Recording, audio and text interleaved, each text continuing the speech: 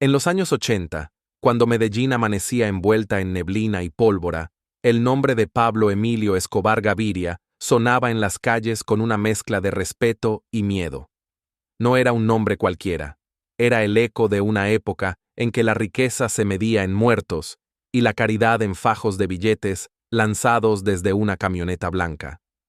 Nació en un país donde la ambición se disfrazaba de oportunidad y la pobreza era la herencia más común. En esos días, los barrios crecían sin urbanismo, los políticos prometían sin cumplir y los jóvenes soñaban con escapar de la nada. Escobar, hijo de maestra y campesino, entendió pronto que la legalidad no daba para comer. Con el olfato de quien sabe leer la miseria, descubrió en el contrabando y luego en la cocaína un camino rápido, sucio y certero hacia el poder. Medellín lo vio subir como quien ve crecer una montaña, imponente, inevitable. Los periodistas hablaban de él con cuidado, los curas lo condenaban desde el púlpito, y los pobres lo bendecían por levantarles canchas, escuelas y casitas de ladrillo. En el barrio que llevó su nombre, Medellín sin tugurios, se alzaron paredes pintadas de esperanza, financiadas con dinero que olía a miedo. A los ojos del pueblo, Pablo era una especie de Robin Hood moderno, un hombre que hablaba como ellos, que vestía guayabera y que no pedía permiso para desafiar a los poderosos de siempre. Pero detrás del benefactor había un imperio. La cocaína cruzaba mares y fronteras como si fuera un fruto tropical de exportación.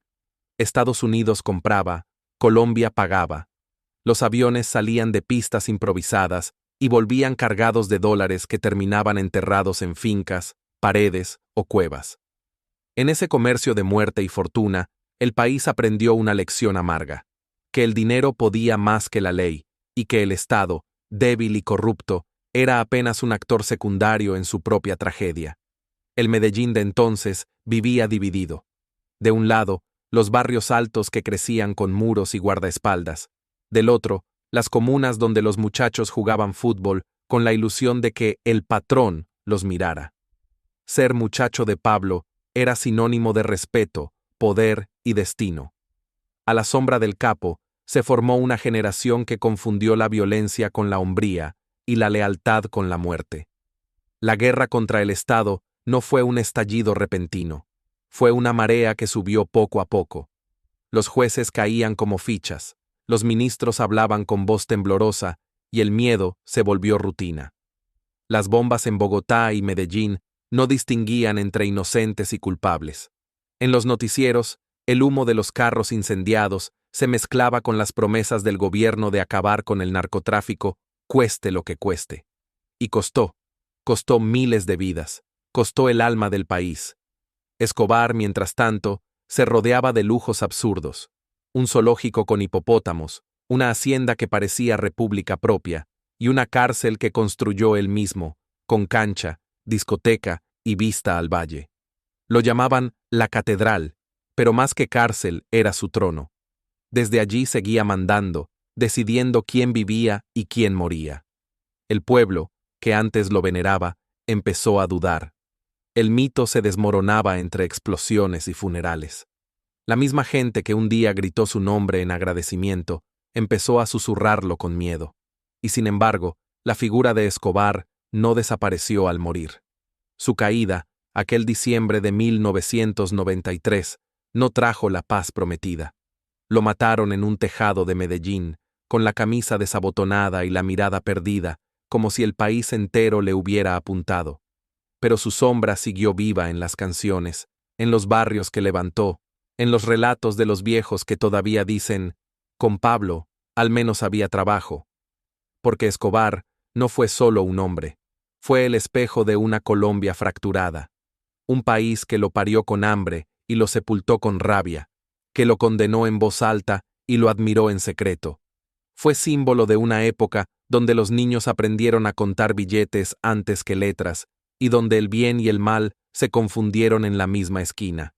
Su historia es también la del campesino desplazado, del policía sin salario, del político que se vende por miedo, del joven que prefiere morir rápido a vivir invisible.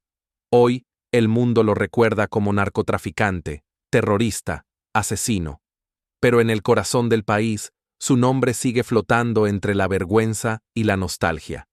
En Medellín, los hipopótamos de su hacienda se multiplican como un recordatorio grotesco de que las huellas del poder no desaparecen con la muerte. A su manera, Pablo Escobar sigue habitando el alma de Colombia. En los noticieros, en las narconovelas, en las conversaciones de fonda donde se dice que fue malo, sí, pero era de los nuestros. El tiempo lo convirtió en mito, pero los mitos, en Colombia, nacen del dolor. Y en esa tierra de contrastes, donde la fe convive con la desesperanza, Escobar se volvió más que un nombre, una advertencia. Porque mientras existan pueblos olvidados, jóvenes sin oportunidades y gobiernos que miran hacia otro lado, siempre habrá un Pablo dispuesto a llenar ese vacío. La historia lo juzgó, la justicia lo casó, y el pueblo, ese pueblo que lo lloró y lo maldijo, aún no sabe si perdonarlo o recordarlo. Quizá porque en el fondo, Escobar no fue distinto del país que lo vio crecer, ambicioso, contradictorio, feroz y lleno de sueños rotos. Historias y vivencias del Caribe colombiano. Autor: Héctor Palencia Salazar. Nos vemos pronto.